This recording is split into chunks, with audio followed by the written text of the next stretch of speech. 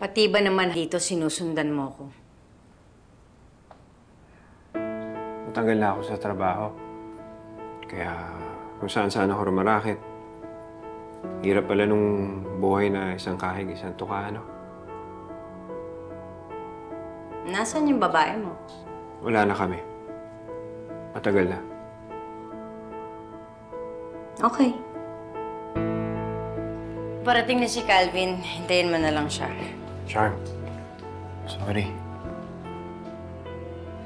Sorry sa nagawa ko sa'yo pati na rin sa anak natin. Alam ko ang tanga-tanga ko. Hindi ko naman alam na magiging ganito yung buhay ko eh. So nagsisisi ka dahil hindi naging maganda ang buhay mo? Charm, hindi naman sa ganun. Nagsisisi ako dahil hindi kayo ang pinili ko. Nagsisisi ako dahil hindi ko nakitang lumaki ang anak ko. Nagsisisi ako dahil ang daming panahon na naaksaya sa buhay ko. Nangyari na ang nangyari dahil yun ang pinili mong mangyari. Wala kang dapat ibang sisihin kundi ang sarili mo. Charm, sandali. Kung maliligo ba ulit ako sa'yo, bibigyan mo ulit ako ng tsansa.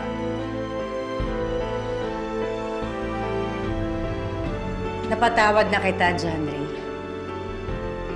Pero hindi ko makakalimutan yung ginawa mo sa akin. Ngunit sa pagkakataong ito, hindi sumuko si John Ray sa pagsuyong muli kay Charm. Hanggang sa unti-unti niyang pinatunayan na tunay na siyang nagbago. Oh. Aba!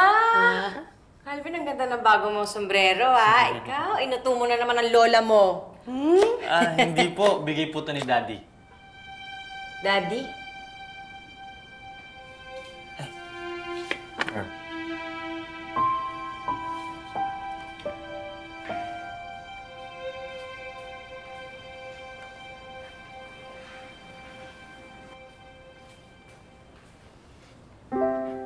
Umalis ka na, please. Charm, alam ko yung mga nagawa ko sa'yo noon. Mahirap kalimutan yun. Pero naisip ko lang,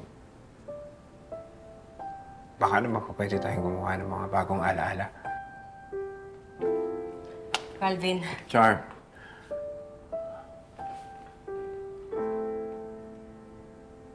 Alam mo, kahit paalisin mo ako ngayon, babalik ako.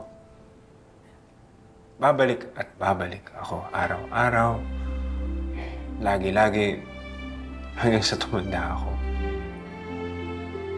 Dahil yung pagmamahal ko sa'yo, yung pagsasamahan natin dalawa, hindi na mabubura yun. Hindi na magbabago yun.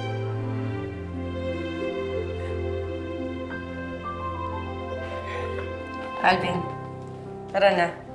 Makita tayo doon sa kapatid mo. Okay po.